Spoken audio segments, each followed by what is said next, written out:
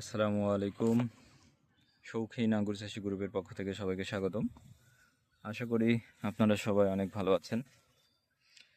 তো অনেকের অভিযোগ, আমি আঙ্গুর গাছের ভিডিও করি, আঙ্গুর ফলের ছবি দিই, কিন্তু জাতের নাম কেন বলি না। অনেকেই বিরক্ত বোধ করেন যে নাম জানতে চাইলে কেন আমি বলতে চাই না। তো অবশ্যই আজকে কারণটা আমি আপনাদের সাথে শেয়ার করব।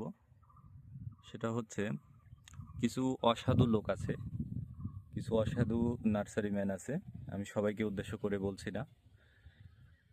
তো তারা কি করে, এমন জাতের আঙ্গুর ধরে আছে, এই জাতগুলোর নাম তারা সংগ্রহ করে।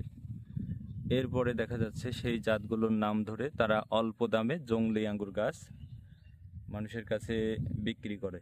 দিন শেষে ওই সাধারণ মানুষগুলো প্রতারিত হয় এবং তারাই বলে আঙ্গুর ফল নাকি টক হয়। ঠিক আছে, তো জাতের নাম না বলার এটা হচ্ছে অন্যতম কারণ। আর যাদের জাতের নাম নিয়ে চুলকানি আছে, আমি মনে করি তারা ওই ওই লোকগুলোর ভেতরেই একজন, যারা এগুলা জানার জন্য খুব বেশি আগ্রহ সহকারে অপেক্ষা করে। এমনকি জানতে পারলে তারা সাধারণ মানুষের সাথে প্রতারণা শুরু করে। তাদের কাছে হয়তো জংলি আঙ্গুর গাছ আছে, তারা এই নামগুলো ধরে বিক্রি শুরু করে। তো দিন শেষে দেখা যাচ্ছে অনেক মানুষ প্রতারিত হয়। তো জাতের নাম না বলার এই একটাই কারণ।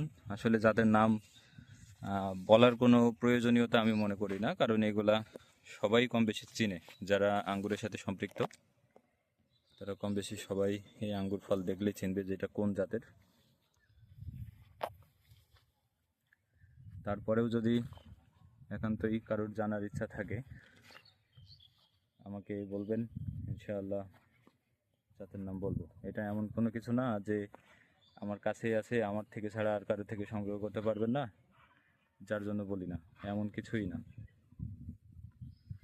সবাই ভালো থাকবেন, সুস্থ থাকবেন। আল্লাহ হাফেজ। আশা করি আপনাদের ধারণা আজকে থেকে পাল্টে যাবে। আসলে বাংলাদেশে আঙ্গুর কিভাবে চাষ হচ্ছে আপনারা ইতিমধ্যে দেখতে পাচ্ছেন, ব্যাপক বিস্তার লাভ করেছে। অদূর ভবিষ্যতে আরও অনেক বেশি হবে। আমি নিজেও আরও প্রায় 600 গাছ লাগানোর প্রস্তুতি নিয়ে ফেলেছি। দোয়া করবেন আপনারা সবাই। ভালো থাকবেন, সুস্থ থাকবেন। আল্লাহ হাফেজ।